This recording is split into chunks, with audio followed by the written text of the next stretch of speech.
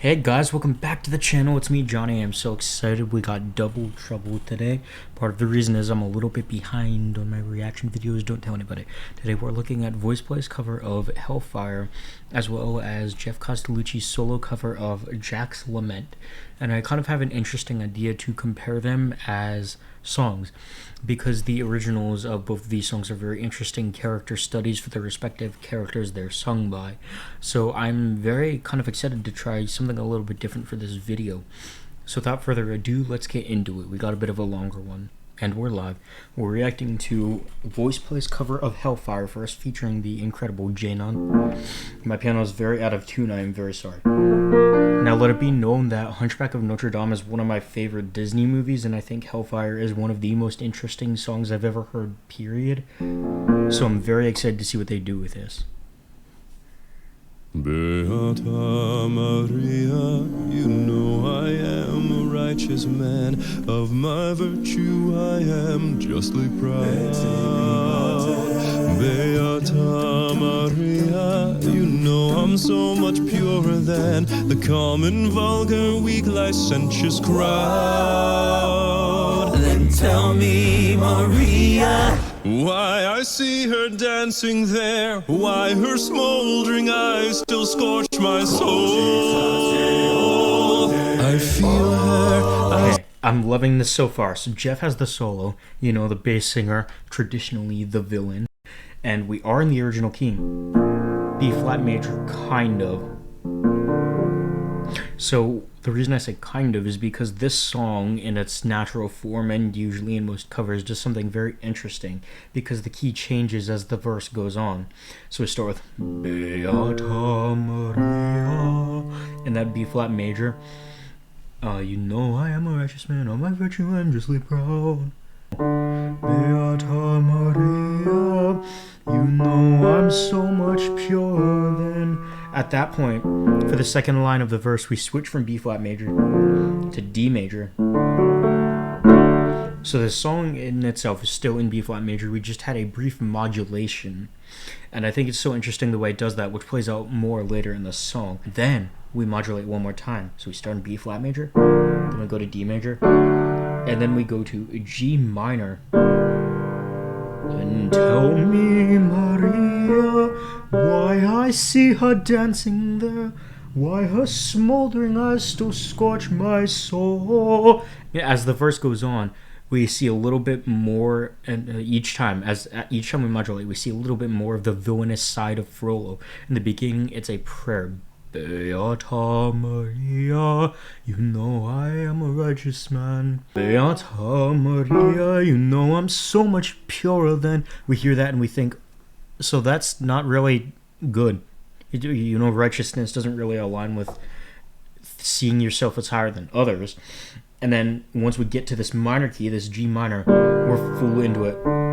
So tell me, Maria, why I see her dancing there. And the angry tone when we get that, when we sing that, it hits so well, because it works so well with the key and expressing the moral argument that's going on here. And I think just like, it's so cool in the way the original song is written, and even in the way they're adapting it, because we start the piece Beata Maria with simple oohs from the background vocals, and then we start to get some dum dum dum dum, kind of like the pizzicato strings from the background vocals when we modulate again.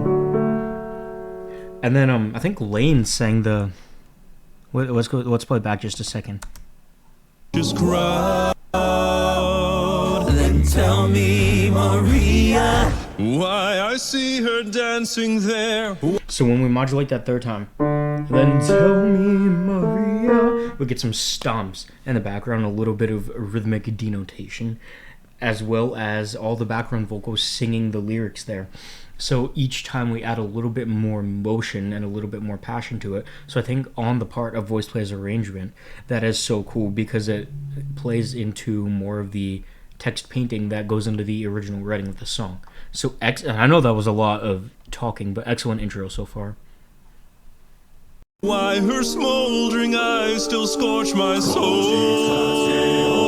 I feel her, I see her, The sun caught in her raven hair is blazing in me out of all control. Burn it. Hello. I was going to say amazing harmony when the background vocals take the melody from Geoff for that brief second there. The sun caught in her raven hair is blazing in me out of all control. That bleeds so well. Like, you wouldn't expect it to go so well in the middle of Geoff's solo, but I think it works incredibly well there. Burn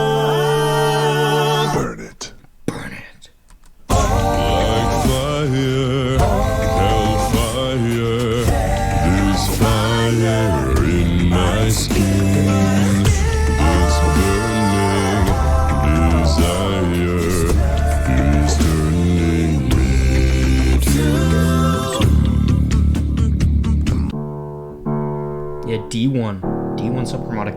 I'm sorry guys, my piano's gotten very out of tune since I first got it. I gotta get that looked at. Anyway, so now that we're in the chorus, oh fire, this fire in my skin. Geoff goes down the octave, which I think plays into the evil nature of it, because again, we tend to associate the bass singer with being the villain. So I think taking it down the octave was an interesting choice there. And now the melody is full on in that minor key, that G minor, which is the relative minor to B flat. So it works pretty nicely. Again, that's part of the original song though. But anyway, so we have percussion for this chorus here. It's kind of in a halftime feel, so we're feeling it in 2 beats instead of 4. So initially we'd be feeling 1, 2, 3, 4. Instead we're feeling 1, 3. And that's both because of Lane's vocal percussion and because of what the background vocals are doing. So let's play it back. Burn it. Like fire, hellfire. Hear what they're doing there. Oh, off. They cut it off exactly on that 3rd beat to promote that feeling of halftime, to get us to feel every other beat essentially. There's fire in my skin. It's burning. A4 from Ellie there. Desire. No, da, da, da, da, da. That kind of riff in there. It's turning me to. It's not my fault. I love Lane's kind of throw bass effect that he does, like the I can't really do it, but It's not my fault. I'm not to blame. It is the gypsy girl, the witch who set the flame. It's not my fault. If in God's plan He made the devil so much stronger than a man. So Ellie and Caesar take the melody for this kind of, I guess, bridge part, and it's kind of hard to determine how this song is structured because it is so unique compared to most pop songs and even most Disney songs, again, which is part of what makes it so special as a song. But anyway, so Ellie and Caesar have the melody here, and they're up pretty high. I think Ellie hit that tenor high C in there at some point.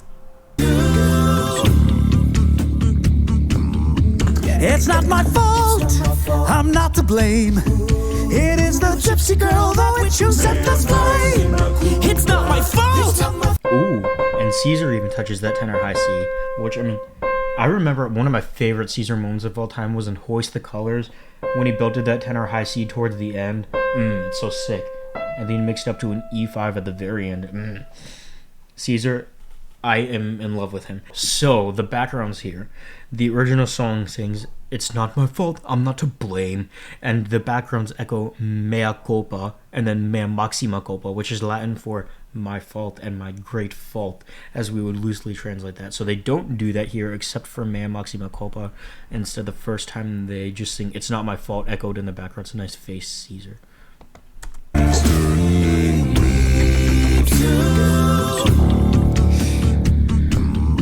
It's not my fault.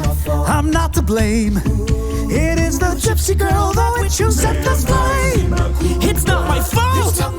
If in God's plan He made the devil so much stronger than a man. And Caesar goes down the octave at that part, which is interesting because Ellie takes up the lead in the upper octave, and they put like a distortion effect on his voice. So that's kind of cool. So much stronger than a man.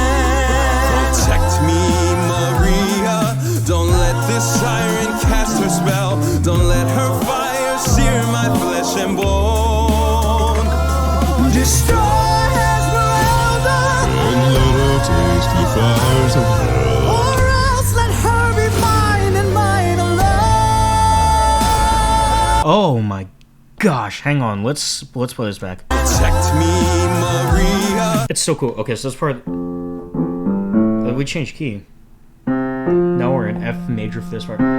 Protect me, Maria. Don't let this siren cast her spell. Because for a moment he's pleading for that peace and sanctuary, ironically. But anyway, so Jay takes the lead here. I think it's so interesting the way that they present this as the biggest part of this song so far. And it's so cool because I love Caesar in the background doing that electric guitar thing. That's so unique. Protect me, Maria. Don't let this siren. Ooh, and Geoff's bass line. Maria, don't let this siren cast her spell. Don't let. Dum, doo, doo, doo, doo, doo, doo, doo, dum. That. My cat just knocked stuff over. I'm sorry. Anyway, that kind of hemiola bass line that's going on there with Geoff doing those triplets. Her fire sear my flesh and bone. Destroy Esmeralda, And let her taste the fires of hell. Ellie takes that melody up, and we start to get this reverb effect on the background vocals, and then we maintain it when Geoff takes the solo back, but that reverb effect and that high belting in the background is kind of playing into the fact that this is the moment in the song that we've been building up for this whole time. Now, we're not halfway through this song yet, or at least not halfway through the video, so I'm interested to see where we're going. And the air guitar from Caesar. destroy Esmeralda, And let her taste the fires of hell. or else let her be mine and mine alone. That's such an interesting counter melody in the guitar part, and what I think it's so cool what they do there. They've done stuff like this before, but they have Caesar sing the part, and then they kind of add an effect to it to make it sound like it's an actual instrument. And I mean, I feel like that'd be kind of difficult to recreate if they were to perform this live, but I think at least for the audio, for the video, it's kind of cool. They did it in the air tonight was, I think, the last time they did it. Destroy Esmeralda, And let her taste the fires of hell. or else let her be mine and mine alone. Minister Frollo, the gypsy, has escaped. What? She's nowhere in the cathedral. I'm afraid she's gone. That sounds like Ellie. I think Ellie does some of the voice acting, so it might be him. What? She's nowhere in the cathedral. I'm afraid she's gone. But how? Never mind. Get out, you idiot. I'll find her. I'll find her, and I'll find her if I have to burn down all of Paris. So that's what I was hoping for. So we have the some very soft vocal percussion from Lane as we start that kind of vocal, or that kind of talking section between Geoff and the actor. It's also so interesting. This is in the cinematic version from the original movie as well, that they never show the priest's face. He's like a force trying to point Frollo towards good. It doesn't need a face on it. Maybe it's like an angel or something. Very interesting. Mr. Frollo, the gypsy, has escaped. What? She's nowhere in the cathedral. I'm afraid she's gone. But how? Never mind. Get out, you idiot. So, I'll find her.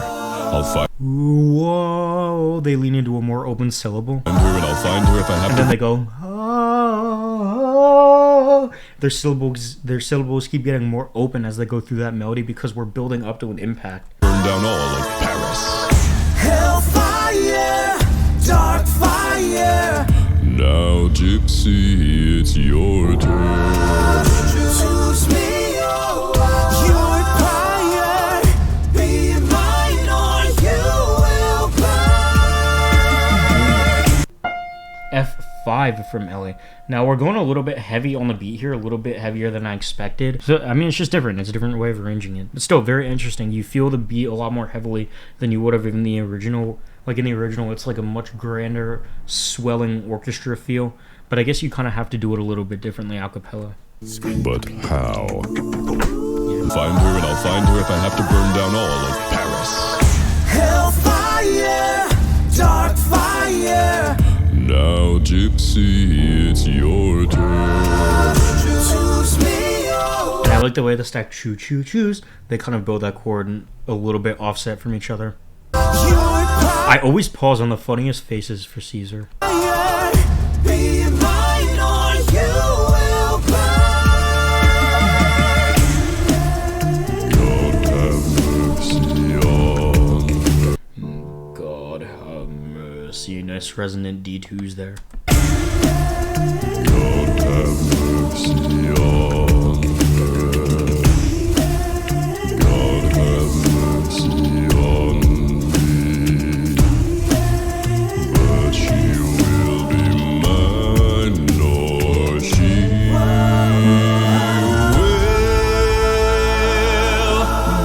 Hellfire, dark fire. Now, Gypsy, it's your choose me or your fire. Okay, I'm gonna let it play out until the end, but I wanted to comment in the original piece when he holds that high note. I think it's a different key in the original piece, but the background instruments are playing that melody that they're singing in this arrangement. So I think it was a good decision to have them singing the lyrics of the chorus there instead of just like coming along with a melody like the orchestra does in the original song. Hellfire, dark fire. Now, Gypsy, it's your choose me or your fire.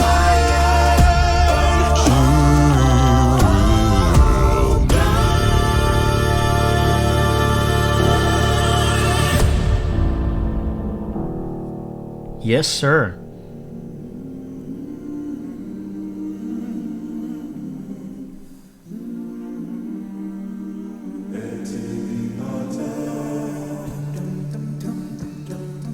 It's very pretty to just hear the isolated background vocals there.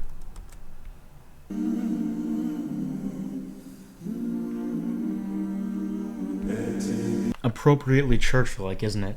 It's a very interesting arrangement. I won't say it's my VoicePlay favorite, but it's very cool, and I think it's a very viable adaptation of the source material. Now, again, I have pretty high standards for Hellfire since I think it's one of the most thought-provoking and interesting songs I've ever heard, both lyrically and musically, and in terms of the way the lyrics and the music go hand in hand, which is why I think it's a difficult song to cover, because you kind of have to, in some ways, stay true to the music to get it to be executed well. And I'm not saying they did a bad job. I think they did a very good job with this cover, and I would like to listen to it a little bit more and gain some more appreciation for what makes this arrangement unique, because I've listened to a lot of covers of this and I always find myself thinking that they lack something compared to the original. And again, I just think it's because the original is so iconic and so powerful in the way Alan Menken and Tony J executed it together. But anyway, I think it's time to move on to Jack's Lament and talk about Geoff's solo Halloween special. So let's shoot over to that. Okay, we're here. I'm so excited for this one because similarly to Hellfire and The Hunchback of Notre Dame as a whole, I really like the Nightmare Before Christmas movie. I think it's vastly underrated, and I think there's some very, very interesting philosophies and statements about life as a whole and humanity that are hidden in this movie. And I think it's not quite as well made as The Hunchback of Notre Dame, but the claymation is impressive, and I think the music is something to be beheld. I think Danny Elfman did an excellent job with the soundtrack for The Nightmare Before Christmas, and someday maybe I'll do a whole analysis on what makes the music from this movie so interesting and so good. But for now, we're looking at Geoff Castellucci's cover of Jack's Lament.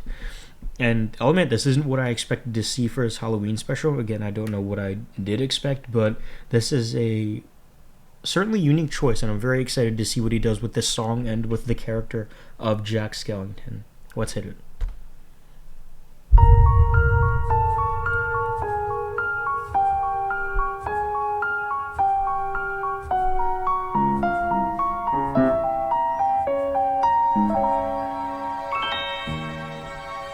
There are few who deny at what I do I am the best, for my talents are renowned far and wide.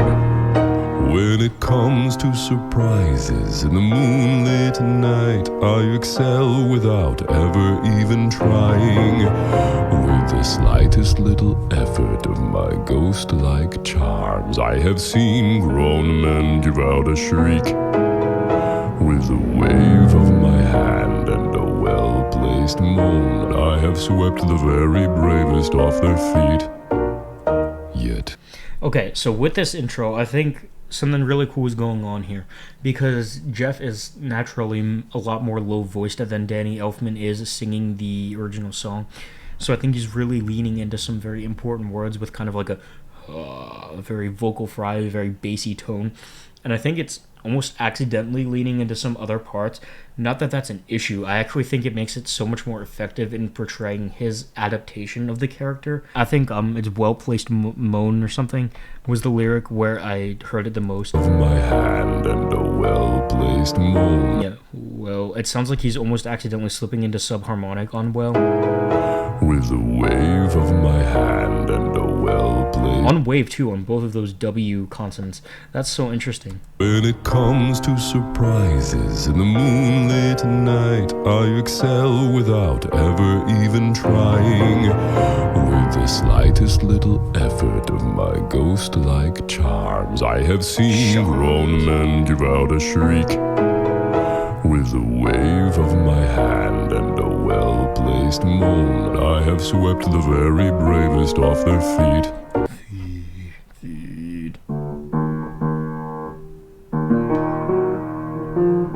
So E flat minor is a key. What you'll find interesting about this song, though, is some of it is not in the minor key. Some of it is in what we call Phrygian, where we use the augmented second. The diminished second, which is just a half step away from the root.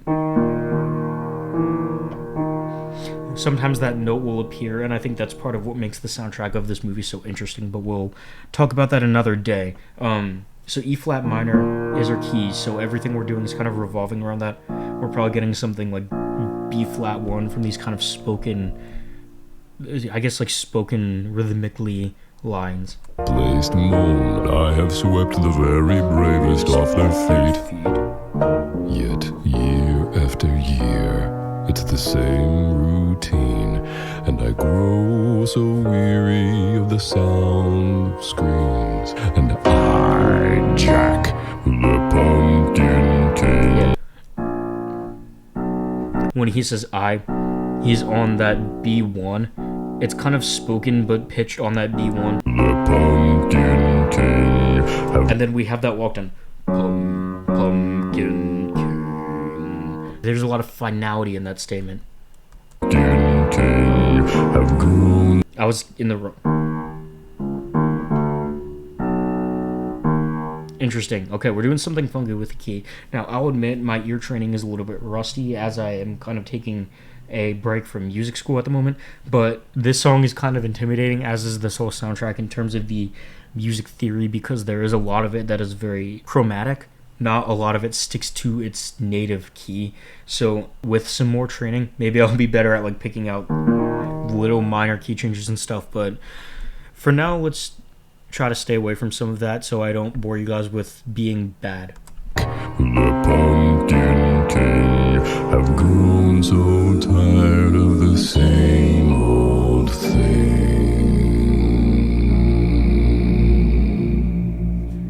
Nice breathy B flat 1.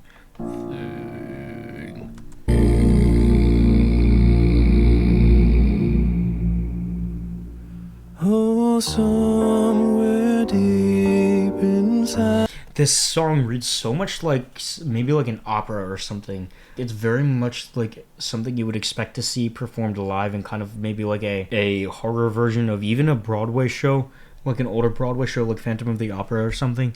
Just because it is so poetic and you have that kind of that low B flat with a reverb that kind of trails off, and then you have a lot of silence before getting to this airy, breathy, higher note section.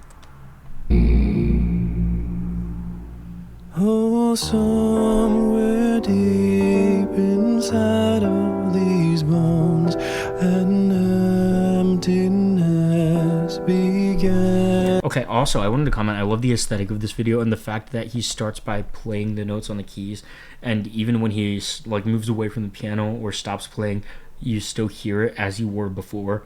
I just think it's interesting, kind of like a ghost playing the keys. Emptiness began to grow. There's something out there far from my home, a longing that I've never known. I'm the man. Okay, somehow we're in E minor now. Again, I'm a little bit too rusty for a song like this, but that is a fat E1 subharmonic, and what makes that so impressive is how soft his tone is while doing it. It's not like a blatty in-your-face E1. Longing that I've never known. I'm the master of fright and a demon of light, and I'll scare you right out of your pants. To a guy. Okay, good job. I'll scare you right out of your pants. To a guy in Kentucky, I'm Mr. Unlucky, and I'm known throughout England and France. Bonjour. I really like the percussiveness that we're getting here. We're getting like snaps or like paper crinkling or something. A very unique percussion effects going on here to kind of give us a little bit more emotion than we had in that more airy legato opening. Now we kind of have a defined rhythm going on, and it's almost as if he's singing with a little bit more confidence. He's still not really singing most of this, he's kind of speaking through it rhythmically, and we also have some pretty low, some really low like pushed chest fry in the spoken words, and I think that's so cool. England and France. Bonjour. And since I am dead, I can take off my head to recite Shakespearean quotations. Ooh. To recite Shakespearean quotations. There's the Phrygian note. We're in A minor now. Again, a little bit too advanced for me, how we keep changing keys all the time, and I think a lot of that plays into how talented Geoff is at arranging a song like this, because it really takes a mastery of music to be able to follow all of this so carefully and to be able to navigate through arranging it and performing it. I am dead, I can take off my head to recite Shakespearean quotations. And the octave layering there. So one of them is down on that A1, and one of them is, I think there's some kind of harmony going on, or at least octave layering there. No animal nor man can scream like I can. With the fury of Visually, and that was a tenor high C, jeez. Also, making Christmas. You hear that motivically all throughout the musical, but again, we'll talk about that some other day. And since I am dead, I can take off my head to recite Shakespearean quotations. No animal nor man can scream like I can. With the fury of my recitations. But who? So that was interesting. I think the word there is recitations, but he kind of plays on it a little bit because with the inflection that he's using, it sounds like salutations, which I think is why he bows there. I could be wrong about that. I want to listen to this section again, though, because I loved it. Bonjour. And since I am dead, I can take off my head to recite Shakespearean quotations. No animal nor man can scream like I can. With the fury of my recitations. And the sample that he's using for the percussion in the background adds so much to it. Like, it has so much rhythmic drive.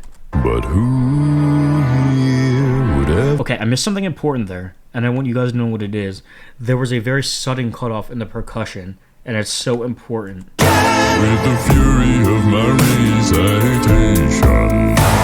But who here would ever understand that the Pumpkin King with the skeleton grin would tire of his crown if they only understood? Oh, there's the dog, there's Zero. It's so interesting because it's almost as if he's talking too fast for the orchestra to keep up with him. Like, if you hear the emphasis on the beat he's placing is too fast compared to what the orchestra is doing, and that's intentional, and it's so good. It's so theatrical because it's like almost as if his mind is running too fast to keep up with what's going on around him. But who here would ever understand that the Pumpkin King with a skeleton grin would tire of his crown? If they only understood, he'd give it all up if he only could. Oh, there's an empty place in my bones. So interesting. Now we have a little bit of percussion again. Again, like the different shifts that we're getting in tempo and feel. It's very much something you would hear in kind of like an opera. But I think it's so interesting how we're repeating that waltz-like melody before, but now in the lower octave. Place in my bones that calls out for something unknown. The fame and praise. I muted it, I'm sorry. So we're in F sharp minor now. It was an F sharp 1 sub. Or it was probably chest voice. For something unknown. Yeah. Again, not too blatty. It was a nice controlled F sharp 1 and chest voice. And that makes me believe that he probably can do down to F or E1 in chest voice at some point. The fame and praise come year after year. Does not Vocal range. Okay, that's not too high. But again, Merry Christmas. There's also a very important melody you hear in Frozen Tooth that it's all throughout music and all movie and all orchestra composing everywhere. It's to symbolize mystery, death, sadness, anything like that. So I think it's so interesting the way it's used in this musical. But I also think it's so interesting that he capitalized on that on his Scream Like I Can part, because I don't think that's in the original. So I know that was a little while ago in the song, but props for that. something unknown. The fame and praise come year after year. Does nothing for these empty tears.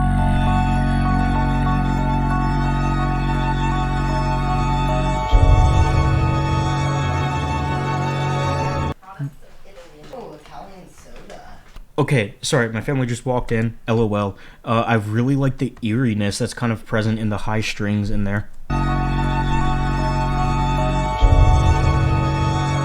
It's such an interesting contrast with the resolution that we get on that low F sharp from Geoff there.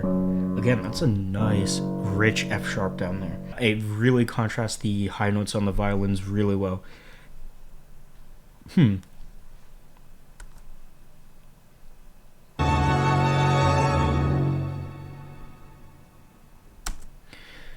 Be honest with you guys, I think I like this one better. I think with having one soloist to play a character like this, I think it's more effective than trying to do it with the whole group and giving everybody solo time. Like, I'm going to be completely honest, I think that's kind of where this one gets the upper hand in my mind.